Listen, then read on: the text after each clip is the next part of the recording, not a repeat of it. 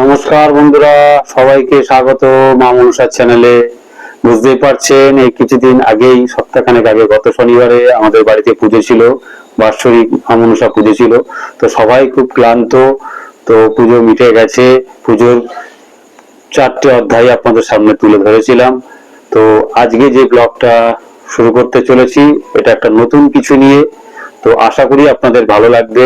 আর যদি ভালো লাগে অবশ্যই লাইক, কমেন্ট এবং সাবস্ক্রাইব করবেন। চলুন দেখতে থাকি। কিছুদিন আগে আমাদের বাড়িতে তো মনসা পুজো হয়ে গেছে, যার জন্য শরীরটাও ঠিক ভালো ছিল না বন্ধু। কিন্তু নাতিরা যা বায়না ধরেছে যে আমাদের আজ পিজা করে খাওয়াতে হবে। যাই হোক, আফটার আমি এটা এখন চিন্তা ভাবনা করলাম যে না, একটু করা আমার উচিত। ওরা বায়না করেছে, তো যাই হোক, আমি মাখার প্রসেসটা আমি আপনাদের প্রথমে আমি দেখাতে পারিনি, কারণ আমি তৈরি করে ফেলেছি অলরেডি মাখাটা। সেটা আপনাকে অন্য এক সময় আমি রেসিপি যখন এটা করব পিজা, আমি সেটা দেখিয়ে দেবো আপনাকে। কিন্তু তারপর যে প্রসেসটা, সেটা আমি আপনাদেরকে করে দেখাচ্ছি। সমস্ত কিছু অলরেডি আমার 3-4টে হয়ে গেছে, এখন এই কিছুটা আমার এটা বাকি আছে লাস্ট। মনে হলো যে না, আপনাদেরকে আমি একটু দেখাই, ঠিক আছে? সেই জন্য এটা মনে করে আপনাদের কাছে আমি প্রসেসটা করে দেখাচ্ছি, কেমন? হ্যাঁ, এখানে আছে ক্যাপসিকাম আছে, টমেটো কুচি আছে, পনির আছে, আর পেঁয়াজ আছে, ঠিক আছে? এই সবগুলো আছে। দিয়ে তারপরে আমি এই টমেটো কেচাপ তো লাগেই, এবং পিৎজা একটা টমেটো সস সেটা করতে হয়। সেটা তোমার শুকনো লঙ্কা, তারপরে রসুন, টমেটো ফ্রাই করে মিক্সিতে করে তারপরে এটাকে তৈরি করতে হয়। করে তারপরে এই যে এটাকে আমি এখন শুরু করছি, কেমন? তাই এটা আমি হাতে এটাকে নিয়ে গিয়ে করে দিলাম। এখন আমি এটাকে এরম ভাবে করছি, ঠিক আছে? যাতে হাওয়াটা পাস করে। হ্যাঁ, এরকম ভাবে আমি করছি, দেখুন আপনারা, ঠিক আছে? এই যে হাতে করার যে করেছিলাম, সেটা এখন আমি এটাকে এরকম চারদিকে লাগিয়ে এটা কমপ্লিট করলাম। এখন আমি এই টমেটো সস দিয়ে দিলাম, দিয়ে এটাকে এরকম ভাবে প্রসেসটাকে এরকম ভাবে চারিদিকে ঘুরিয়ে তারপরে এই ক্যাপসিকাম, তারপরে পিৎজা, এই যে পেঁয়াজ, টমেটো, ঠিক আছে? পনির গুলোকে একটা একটা করে আমি গুছিয়ে দিলাম, ঠিক আছে? দিয়ে তারপরে একটু গোলমরিচ, এই যে একটু গোলমরিচ, সামান্য একটু গোলমরিচ আপনাকে করে দিতে হবে, তাহলে খুব টেস্টি হবে এটা খেতে, ঠিক আছে? এটা পনিরের পিৎজা করছেন? পনিরের পিৎজা করছি এটা। তারপরে আপনাকে এটা এই যে এটা এই পনির, এই যে চিজটাকে পুরো গ্রেট করে নিতে হবে আপনাকে, ঠিক আছে?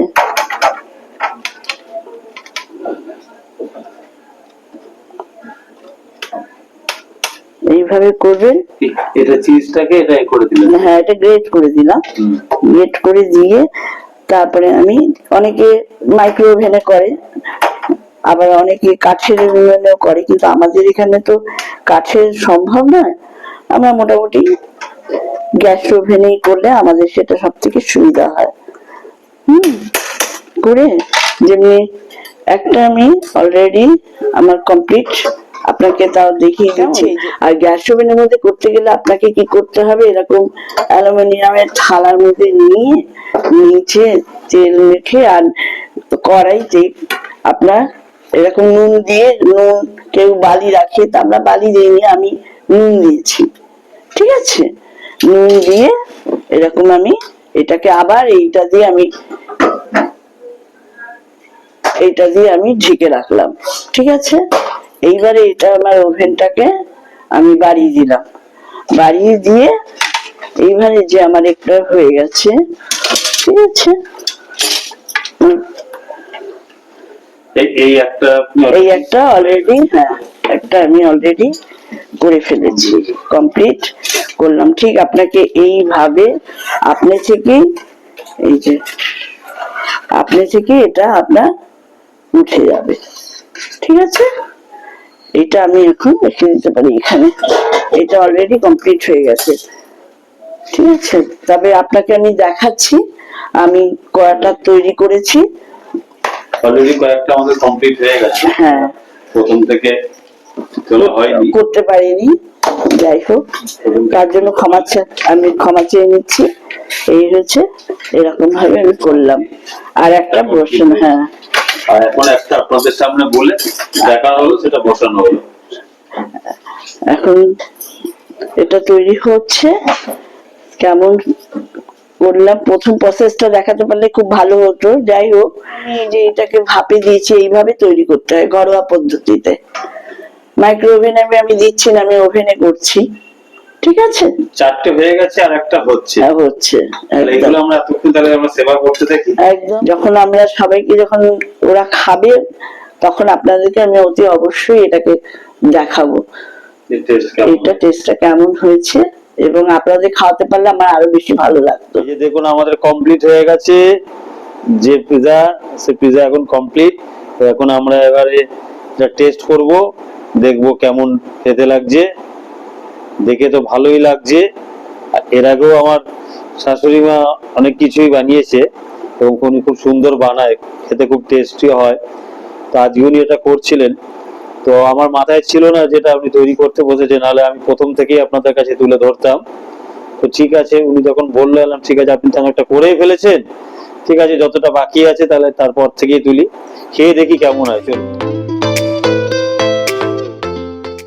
আমার কমপ্লিট হয়ে গেল পুরো।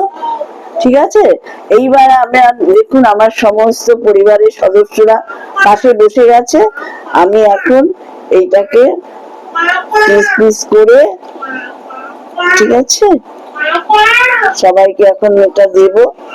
ঠিক আছে,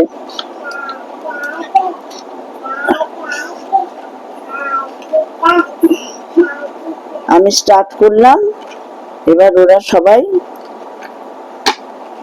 খাবে, আমার নাতি আছে, সবাই আছে। ওরা এসে এগুলো টেস্ট করে বলবে যে দিদুন কেমন পিজা রেডি হয়ে গেছে, এখন কাটা হয়ে গেছে, এখন খেয়ে টেস্ট করে দেখা হচ্ছে। আমার বড় ছেলে খাচ্ছে। বল কেমন হয়েছে খেতে? খুব ভালো হয়েছে, খুব সুন্দর। তাই? ছোটকা